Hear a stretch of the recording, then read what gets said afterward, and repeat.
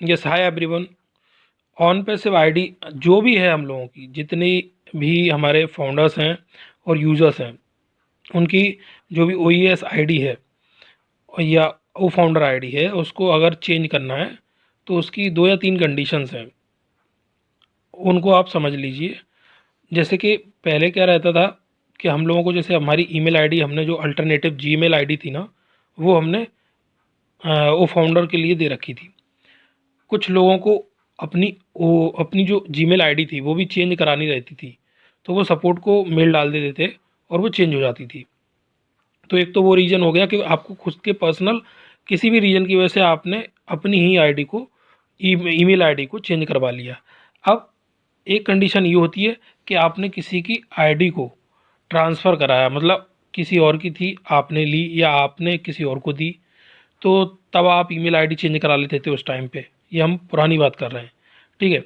उस टाइम पे चेंज करा लेते थे, तो वो भी केस में हमारी आईडी, ईमेल आईडी चेंज हो जाती थी। बट कुछ महीनों बाद कंपनी की जो अपडेट थी, या कंपनी का जो सीनियर मैनेजमेंट था, एस सर ने भी बोला था कि अब कुछ दिनों बाद उन्होंने चेंज करना बंद कर दिया था।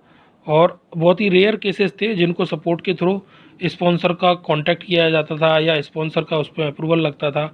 इस तरीके से कुछ प्रोसेस बना दिया था कि सपोर्ट के थ्रू ही वो, तो ये सपोर्ट के थ्रू जो चेंज होता था वो ऑप्शन भी अब एक तरह से बंद है।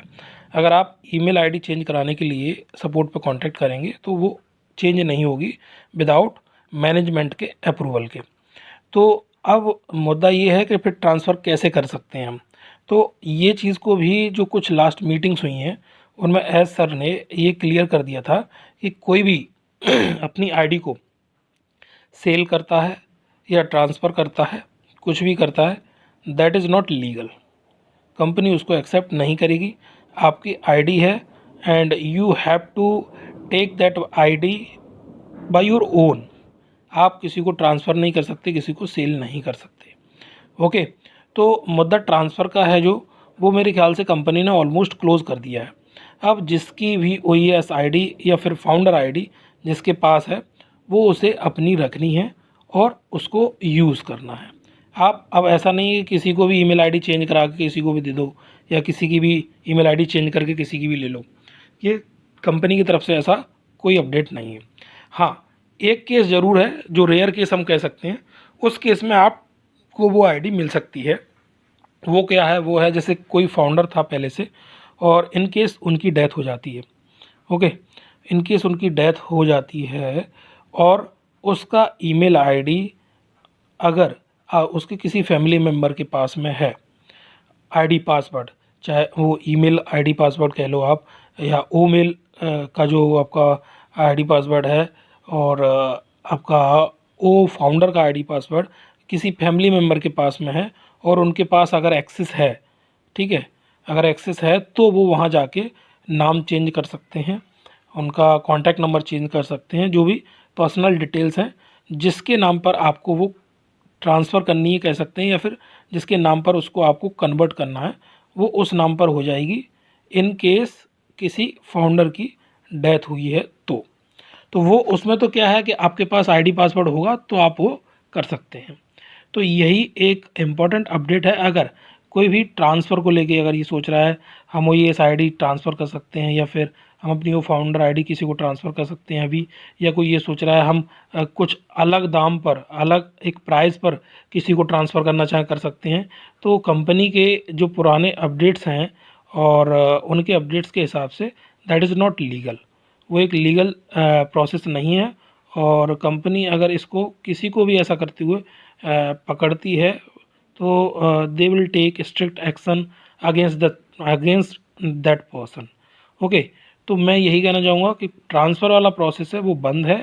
ओनली इन वन कंडीशन है जो मैंने आपको ऑलरेडी इस वीडियो में बता दिया है। और उसके अलावा ये जो भी जिनकी भी फाउंडर आईडी हैं, ओएस आईडी हैं, वो अपनी सुरक्षित रखें, और उनके पासवर्ड को कैसे सुरक्षित रख सकते हैं। और ये चीज़ मैंने अपनी लास्ट एक वीडियो बनाई थी स्पेशली इसके ऊपर, वहाँ जाकर आप इस को देख सकते हैं और उस हिसाब से उस प्रोसेस को फॉलो कर सकते हैं। तो फ़िलहाल ये एक बहुत ही इम्पॉर्टेंट अपडेट है जो मैंने कई लोगों से जानने की कोशिश की और उन्होंने डिस्कस भी किया, तो उन्हें ऐसा लग रहा था कि कभी भी कैसे भी ट्रांसफ़र कर सकते हैं या किसी को भी दे सकते हैं। तो वो अगर आप एक्सेस अपने ईमेल आईडी की देते हैं और फिर वो चेंज कर लेते हैं, then you will be responsible for that.